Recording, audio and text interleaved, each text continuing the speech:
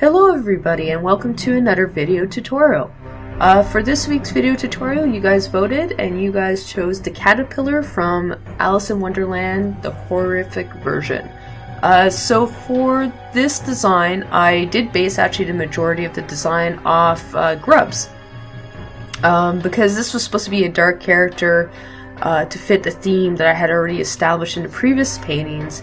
I wanted it to be very unsettling as a design, creepy looking, yet retain that bug-like atmosphere. So it has some human-like traits in this character, but the majority are more grub-like. And I've actually added a discoloration to the tip of his tail to help emphasize the fact that you don't quite know what's going on with this character. Maybe over time, because he's always smoking some form of material, maybe this has started actually affecting his pigments in his coloration. So all these I took into account while I was working on this piece. So I do have him sitting on some leaves and he is smoking his trademark pipe. And right now you can see that I'm adding some of the basic colors to this character. Now I've decided before I actually added the colors that I was going to have the same color in the tip of the tail as in the eyes to help draw the attention and lead the eye towards the face of the character.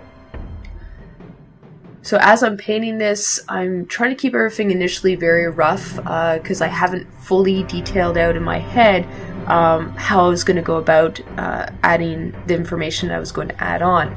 Now, since I was looking at grub-like reference material, I noticed that most grubs tend to actually have 6 arms in the front of their body rather than throughout their entire body.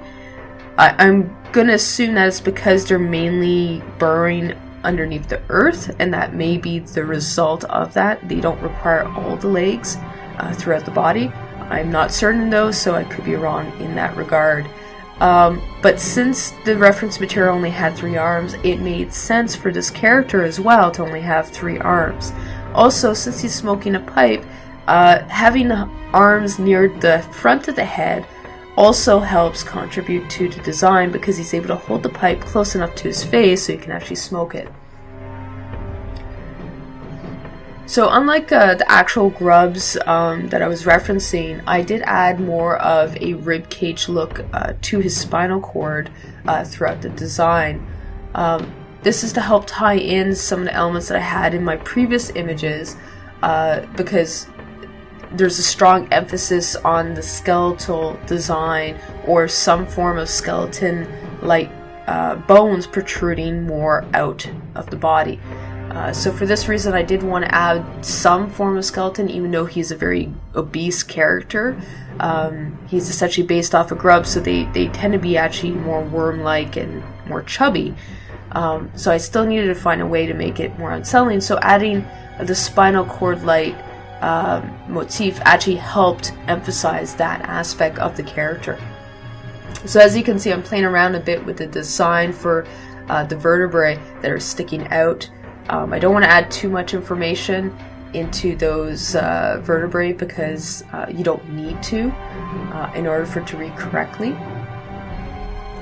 And I'm just working on making sure that it ties into the rest of the body because he does have quite a bit of muscle within him, even though he's based off a grub.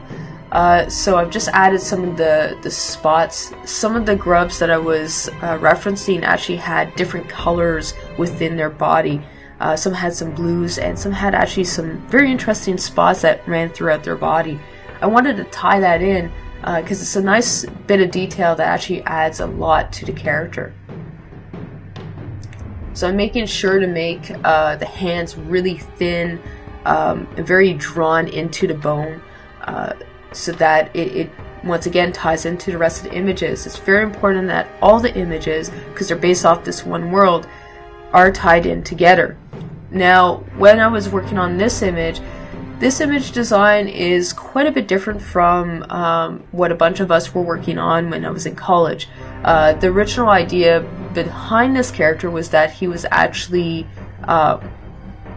in the area of the cook, and the cook was slowly essentially chopping away at his legs So it was actually a human-like character that essentially no longer had any legs, because the queen essentially is a cannibal, so she's been slowly eating and ingesting his limbs.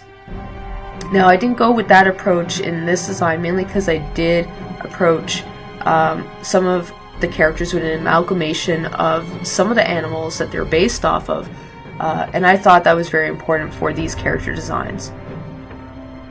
It needs to tie in together, so if I had made all the characters human, that would not have been an issue. I would not have had to change the design aspect all that much, but because I am making it tie into the rest of the images that have already been drawn, it is important that I do so. So I'm just adding some of the foliage right now, and I'm starting to add some lighter and darker aspects. Now for the background, you saw me add the blue. I actually turned that off temporarily while I work on the pipe design, because that layer is going to be above all the rest of the layers, and it's essentially a linear dodge tool layer option, I believe, that I was using for that. Just adding the pipe, adding the smoke, and now I just added back in the blue light to add a bit more atmosphere to this character. You will see in the final image that what I actually did too is I darkened up some of the areas that really did help tie in the caterpillar to essentially the foliage that he was sitting on, because he looked too separate from the rest of the foliage, so I had to darken that up a bit. So this is the final image, as you guys can see. I hope you guys enjoyed this, and I hope to see you guys soon, so thank you and take care.